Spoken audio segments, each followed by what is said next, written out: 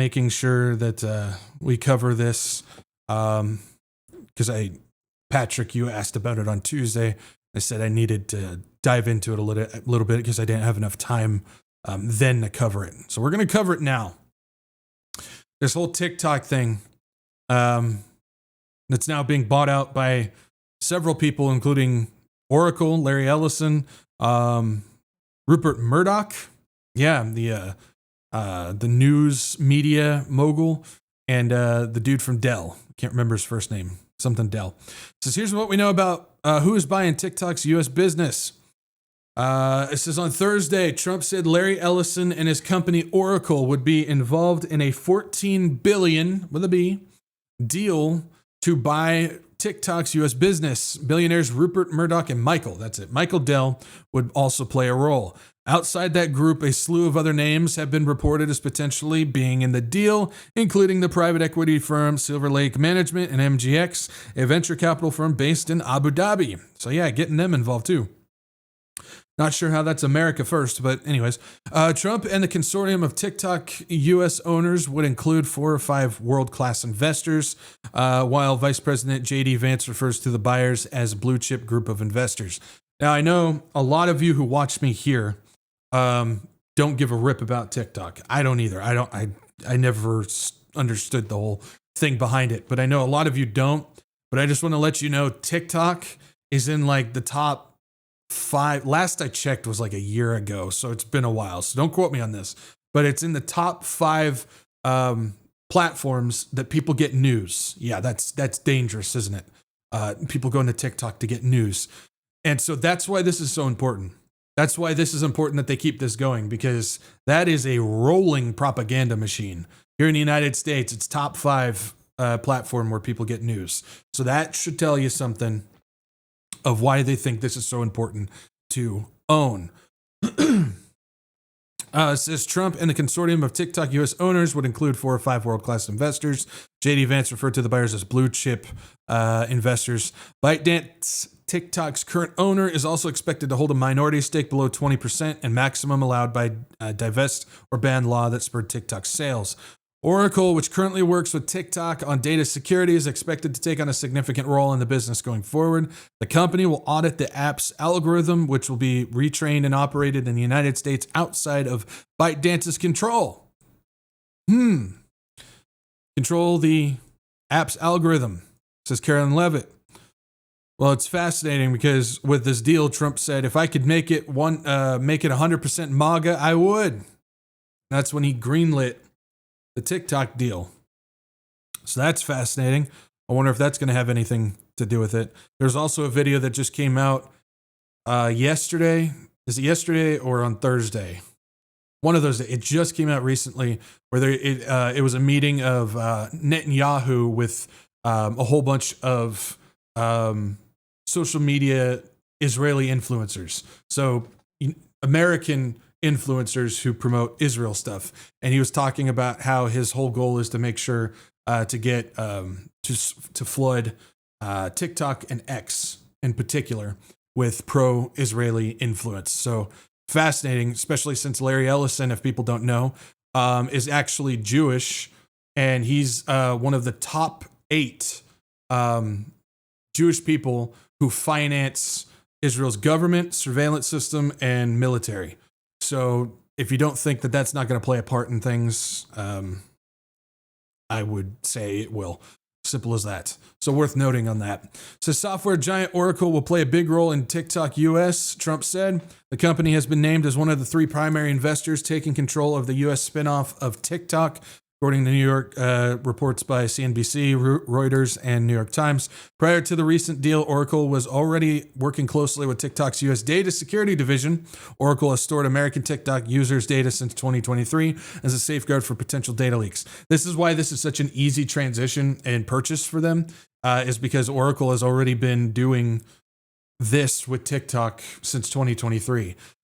They would just have more access to the totality of TikTok with this deal. So that's worth noting as well.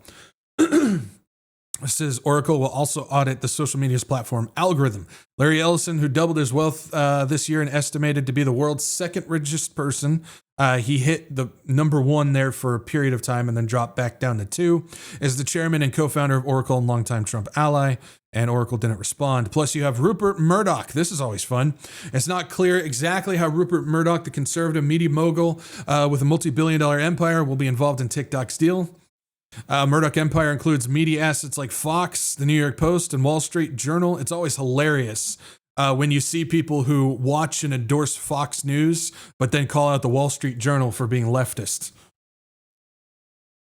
It goes to show how much they truly know how this works. And those are the people out there that are teaching on current events to people. That should tell you something. On Thursday, when Trump signed the executive order approving TikTok's sale, he said Murdoch would play a part. Trump has also mentioned Lachlan Murdoch, Rupert's son, when speaking about the TikTok deal. Of course, they didn't respond either. Then you have Michael Dell. Dell Technologies chairman and CEO Michael Dell is also mentioned by Trump as part of the TikTok deal. He founded Dell in 1984, then known as PC Limited, later rebranded it. Dell is one of the richest people in the world, right behind Warren Buffett. He didn't respond either. Then you have Silver Lake and MDX. They'll be main investors in the new TikTok deal, according to those same reports. Silver Lake is a tech-focused private equity firm. Its current investments include Carta, Dell Technologies, Genies, and Waymo, per the firm's website. And then MGX is a venture capital firm out of Abu Dhabi. They focus mainly on AI, and that's Sheikh Tanoon bin Zayed Al Nahyan. Bro, shorten the name. A member of Abu Dhabi's royal ruling family, and so on and so forth.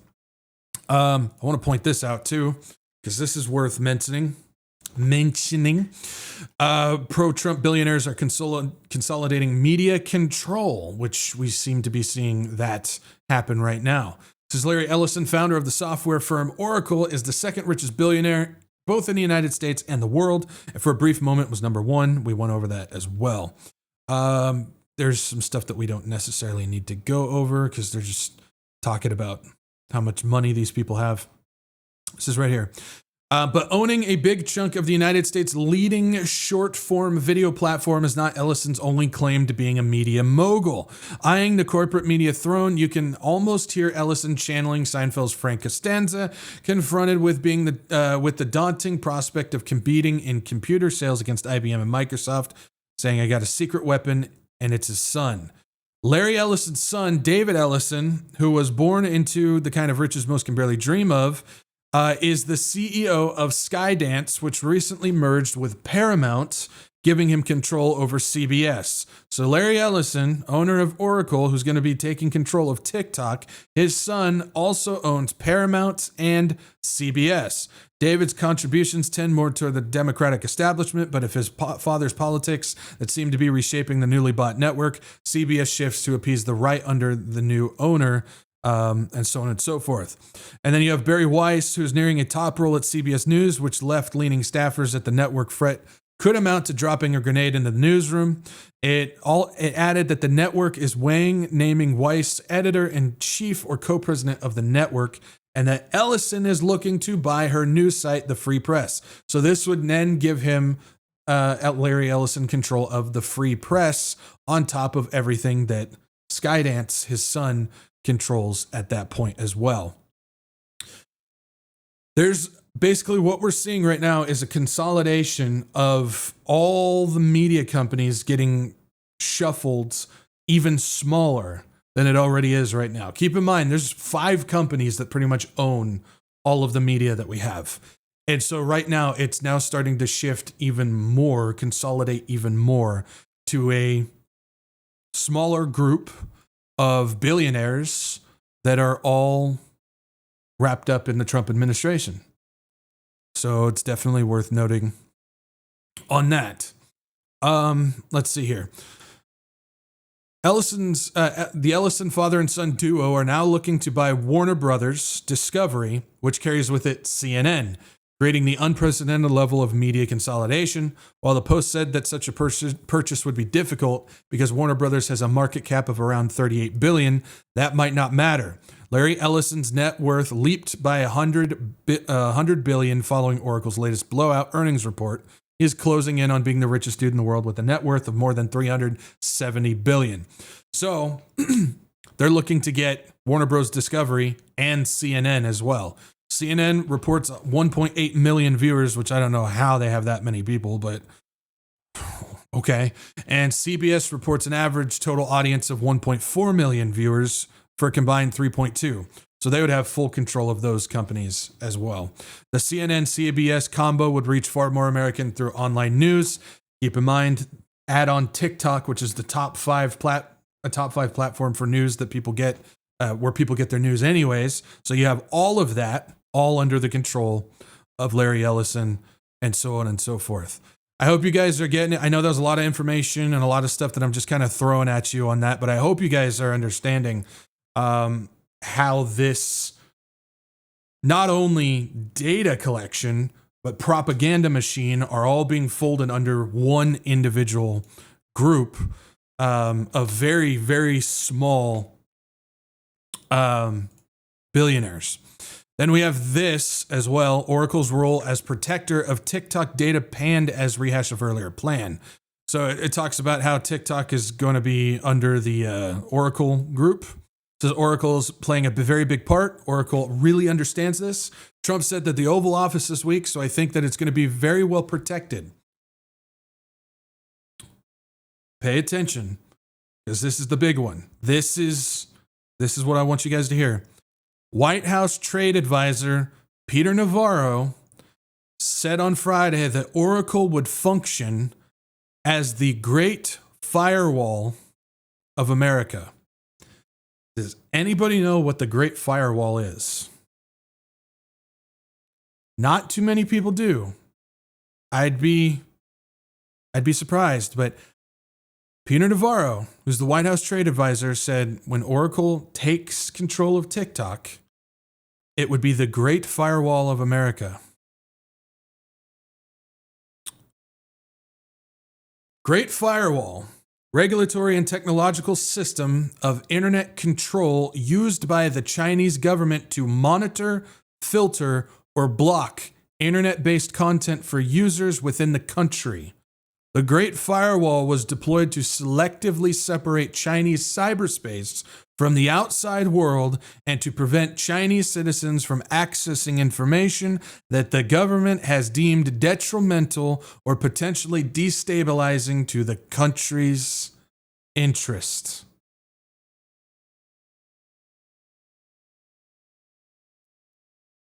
The Great Firewall is the Great Digital Wall of China. It's the system that runs the Chinese social credit, surveillance, censorship system. And so what Peter Navarro said is that what Oracle is doing is building the Great Firewall of America. Now, there's a little bit more to this. It says in the late 1990s, the number of internet users grew rapidly in China. While Chinese leaders understood the potential value that the internet could provide by granting greater access to global markets and technologies, they were reluctant to jeopardize their authority and control. To gain greater control of the internet, in 1998, China's Ministry of Public Security began an initiative called the Golden Shield Project. Get to that in just a second. To control the flow of information. The project sought methods to control and monitor citizens' internet activity and prevent people from reaching websites that did not conform to the Chinese government's strict policies. The result of this project was the virtual boundary known as the Great Firewall. They are setting the stage for the Chinese-style censorship program to be installed in the United States. Now, the Golden Shield Project. Well, the Golden Shield Project, we actually referenced that just a few weeks ago when we were talking about all the American tech companies that helped design the literal surveillance and censorship program that China uses today. It was the American tech companies that created China's system. Their social credit system, their surveillance system, their digital tracking system, their online content system. It was all American companies that developed those things. It was the American companies that created the Golden Shield Project and the Great Firewall. And we went over this. Across China, tens of thousands of people tagged as troublemakers like the Yangs are trapped in a digital cage, barred from leading their province and sometimes even their homes by the world's largest digital surveillance apparatus. Most of this technology came from the companies in a country that long claimed to support freedoms worldwide. The United States. Over the past quarter century, American tech companies to a large degree designed and built China's surveillance state, playing a far greater role in enabling human rights abuses than previously known. They sold billions of dollars of technology to the Chinese police, government, and surveillance companies, despite repeated warnings from the U.S. Congress and in the media that such tools were being used to quash dissent, persecute religious sects, and target minorities. Yeah, U.S. companies did this by bringing predictive policing to China. Technology that sucks in and analyzes data to prevent crime, protests, or terror attacks before they happen. Such systems mine a vast array of information: text, calls, payments, flights, videos, DNA swabs, mail deliveries, the internet, even water and power use, to unearth individuals deemed suspicious and predict their behavior. Do you see any of that happening here in the United States? Oh, it's coming. And when you centralize a Palantir system like they are, and you start installing the very systems that these tech companies gave to China, and you start installing them here in the United States, boom, here we go. For example, the AP found that the Chinese defense contractor Hadi worked with IBM to design the main policing system known as the Golden Shield for Beijing to censor the internet and crack down on alleged terrorists the Falun Gong religious sects, and even villagers deemed troublesome. We're seeing all of that stuff being pushed through the White House right now. All of the legislation about all the dissenters and everything, those who oppose the government, those who speak out about certain countries, those who say certain things, certain organizations and groups. These are all the same things that was going on in China before they installed the Golden Shield. What is Trump's favorite color, by the way? Just saying. According to thousands of pages of classified government blueprints taken out of China by a whistleblower, I've looked at those things. I haven't had a chance to actually translate all of them. There's a lot of them, and it's all written in Chinese. But I've looked at a few of them, and yeah, it's legit. It's legit.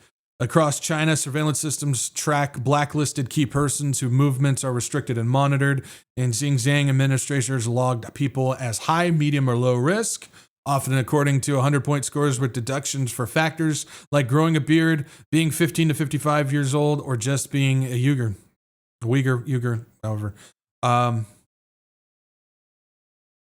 This is similar stuff that we're starting to see here in the United States as well. There's something that I'm looking at too that we don't have time to get into, that hopefully we'll get into on Tuesday, which is this. And he just signed it into the executive order on the 25th. It's literally this. And when you have Peter Navarro coming out and saying, this is the Great Firewall of America, and we know what the firewall actually is. And this is how it's described as stuff that we're seeing being implemented by various policies too. Great Firewall is a variety of legislative and technological functions to achieve the goal of internet control. China's government has mandated that companies are responsible for their public content. Therefore, companies must self-censor. We've talked about this on several bills already. China's government has mandated that companies are responsible for the public content. Therefore, companies must self-censor their public-facing content to eliminate prohibited topics or obscene material. How many bills have we gone over in just the past month of all the states that are implementing exactly that? They're telling the companies that it doesn't matter if you post it, doesn't matter if somebody else posts it on there, you are responsible for that and you have to censor it. Key tactics of internet control include filtering keywords, blocking select foreign websites and apps, blocking IP addresses from certain regions. By law, the Great Firewall prevents users from accessing content that may incite political resistance of any kind or reveal state secrets. Content related to pornography, gambling, and violence is also blocked by the Great Firewall, and we're seeing all that here in the United States as well. We are just a hop, skip, and a jump away from Chinese-style surveillance. And it's being ushered in by the very facade administration, the puppets of this administration that so many in the conservative movements are seal clapping, literally cheering on and saying, that's what I voted for the very thing that they've stood against for years. But they don't care. Why? Because it's the cult of personality. As long as it's got Big Don's face on it, they're in support of it. And they don't care what he's bringing forth. And that's the cult of personality and the fake political theater that we have going on that so many get caught up in. That's so easy to see if you're just willing to look at it. Just a couple last things here. Oracle launches. This was June 17th, so this was just a couple months ago. Oracle launches first of its kind defense ecosystem to redefine national security innovation. So they happened to put this out just before this TikTok thing. Oracle today announced the Oracle Defense Ecosystem, a first-of-its-kind global initiative to redefine the delivery of defense and government technology innovation. The ecosystem is designed to strengthen the U.S. and allied national security and help accelerate the disruptive potential of emerging defense technology by creating new opportunities for defense innovators to leverage the latest cloud and AI technologies. And it plugs directly into Palantir. Members can leverage Palantir Foundry, an artificial intelligence platform, on their program as well. So you have that. Plus you have the record-shaping deal requires vast data centers and electricity, where Oracle has landed a $300 billion deal with OpenAI, among the largest in cloud history, which has to do with creating a cloud system, cloud-based data system, between OpenAI and Oracle. It says OpenAI has folded the contract into its broader Stargate initiative, their Stargate, a brand created to encompass all of its data center projects, meeting the demands of the deal that require electricity equivalent to more than 2 Hoover dams, and so on and so forth. We're starting to see a system here of Stargate and Palantir that is going not only here in the United States, building centralized data systems for all things government, surveillance, finance, economy, military, you name it. It's Palantir and Oracle that are building these things, and it's going across the world. Something to look at. It sounds kind of like something that could be a possibility for biblical proportions. We don't know, but it seems to be going in that direction.